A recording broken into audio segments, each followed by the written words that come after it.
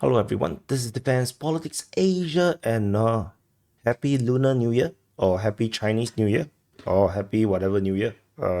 So anyway, quick update over at the Pokrovsk Front. And at the Pokrovsk Front, in the latest reports coming from the Ukrainian Defense Ministries, something is unusual. We have fighting being reported at Muravka for the first time, Kotlyarivka for the second time, and we have fighting reported at Serhievka by the Ukrainian Defense Ministry. So this is not Russian. This is definitely not shelling. This is pushing.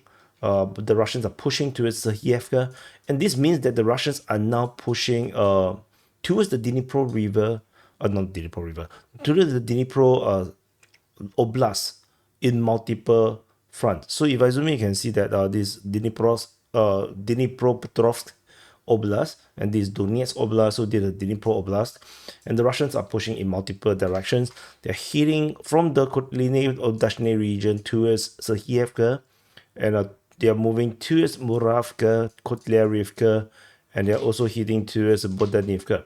And this is significant because the distance is really not that far. The front line is merely maybe 10 kilometers or lesser to the border, and this will represent a huge PR victory for the Russians.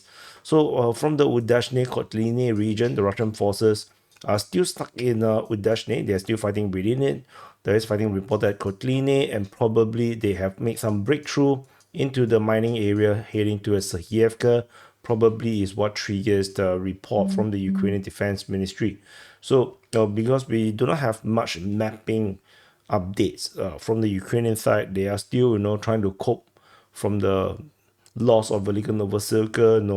I think they are holding back a lot of information, so we still don't have all these things yet. But probably in another maybe few more hours, the Ukrainian mapping Deep State UA will be updating, so we shall see. Also, interesting development is the Ukrainian Defense Ministry starting to put some maps, very macro maps of the front line. This is unusual, and the Ukrainians have never published maps before. The Russians did before, and it caused them a lot of problems. But the Ukrainians have never ever done that. So that is very bizarre. And interestingly, is the mapping includes Kursk front. So that's some very unusual stuff. So anyway, the fact that Muravka was mentioned was a surprise to me, because the fighting is still being reported at Novo-Alexandrivka, so and also at Nadievka, so over at Kolyarivka. So there is some kind of a major push probably in the south of Novo-Alexandrivka, and heading in the direction of the border. And there is also fighting reported at Uspenivka, Novovasilivka. So the way how this Muravka can be mentioned is probably in this direction south of Novo-Alexandrivka, and the Russian Defense Ministry announced the capture of Novoyelizaveta, which was already confirmed to be captured more than 2 weeks ago. Only now that the Russian Defense Ministry announced the capture. So things are moving along. A very, very bizarre, interesting situation that the Russians are now pushing west generally instead of trying to cut off Pokrovsk. So if this is the aim of the Russians, then let's speculate. What are they going to go for? So there is a river. This is Solona River moving from Novosahievka all the way towards Boravka and all the way down to Novopalivka. And this could be the line that they want to go for, because this river stretches all the way down. Maybe the Russians want to go to this river, as particularly capturing Novopalivka, because there's a highway going down this way. Maybe this is where the final objective right now is, because there's a river also heading down south to the Voschar River, which then links back to Andrievka.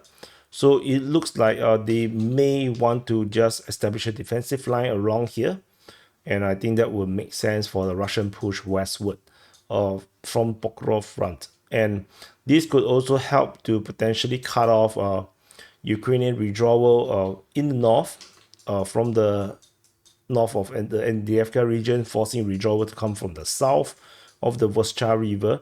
I think that is a possibility. So yeah, the Russians have changed tack. And the fact that they're still fighting towards Hievka, of course, still means that there is still a possibility that the Russians are still going to go for this cutting off the highway towards Dnipro. So this is still not entirely invalidated yet. The Russians may still be going for that. So and Serhievka is a major settlement. So yeah, we shall see what the Russians are going to do. If the Russians do capture Serhievka, this will represent a very powerful forward operating positions for the Russians, which would definitely control the E50 highway and build up to allow them to continue to hit north towards the rest of the border as well as Dnipropetrovsk.